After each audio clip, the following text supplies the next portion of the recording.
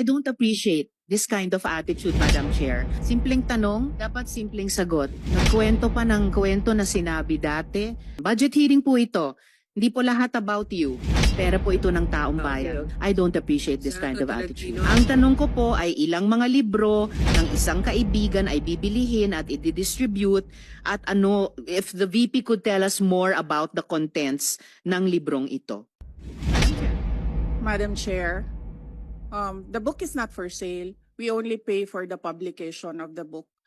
And we will send Senator Antiveros a copy so that she will know what is the content of the book. Oh, this question is not only for me, Madam Chair, para rin para sa mga kasama dito sa budget hearing. Baka ilang araw pa bago mapadala at mabasa ko, which I certainly will.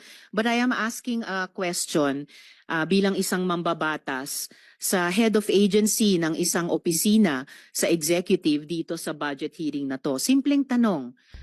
Tell us more about the book, Isang Kaibigan, at ilang kopya nito ang bibilihin ng gobyerno sa halagang 10 milyong piso at i-distribute sa kasama ng mga bags sa 1 million learners sa remote communities, Madam Chair. Madam Chair, this is an example of politicizing the budget hearing through the questions of a senator. Ang problema niya kasi, nakalagay yung pangalan ko doon sa libro. At yung libro na yan, ibibigay namin doon sa mga bata. At yung mga bata na yan, may mga magulang na boboto. At yung pangalan ko ay nagkalat doon sa kung saan man ibibigay yung libro. Madam Chair, we commit to send tomorrow everyone in this room a copy of the book. Madam Chair, hindi ko maintindihan yung ugali ng ating resource person. It is a simple question. Paulit-ulit na this is politicizing. Ang VP ang nagbanggit ng salitang boboto. Wala akong sinabing boboto. I'm simply asking, hindi ko ma-imagine we're making so much trouble, so much fuss about a 10 million peso item na itinatanong ko lang simpleng, what is the book about? At ilang kopya ang bibilihin ng gobyerno sa halagang 10 milyong piso at i-distribute. I don't appreciate this kind of attitude, Madam Chair. Usually, ang resource persons natin ay nagbibigay ng parehong institutional courtesy sa legislature na ibinibigay natin sa executive. I don't appreciate this kind of attitude. Do you have, Madam Chair. Yes, Madam Chair. Hindi ko rin maintindihan ang ugali ni Senator Risa Ontiveros. And I do not appreciate, ano yung sinabi niya? I do not appreciate this kind of behavior and attitude. Madam Chair, noong 2016, tumatakbo si Senator Risa Ontiveros na senator, nakailang talo na siya.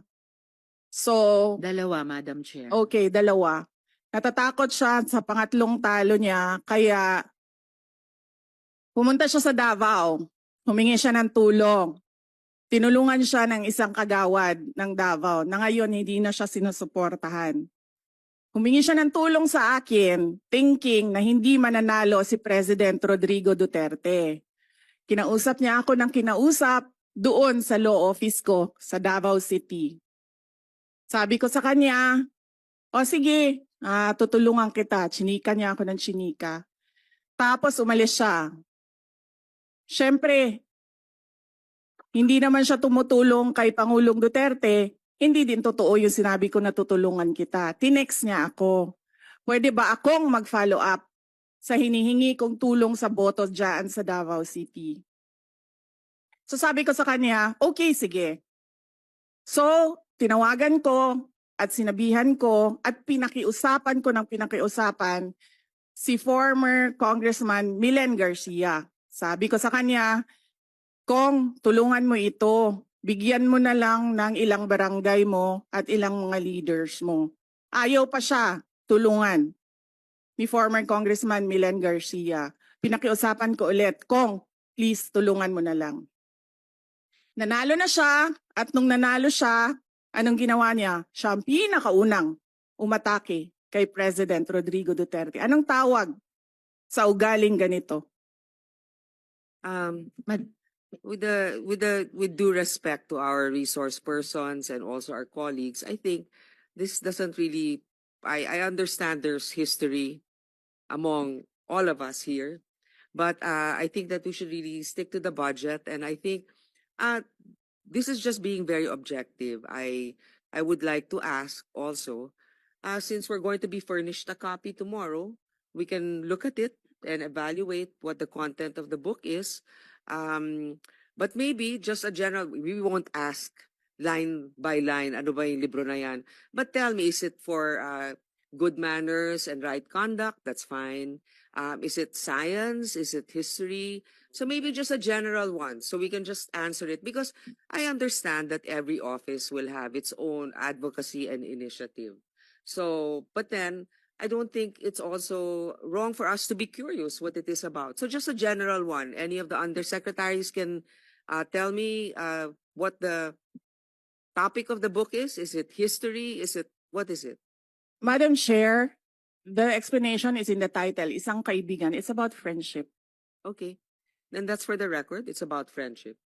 Madam Chair, just the last point. Okay. So kung sana ganun yung naging sagot sa simula pa, 'di ba? Napakasimple. Simpleng tanong, dapat simpleng sagot. Nagkwento pa ng kwento na sinabi dati na walang kinalaman sa tanong ko. Just for the record, as a last point, Madam Chair, this is public funds and we're making inquiries about them. Budget hearing po ito. Hindi po lahat about you. Pera po ito ng taong bayan. Okay. For the record, I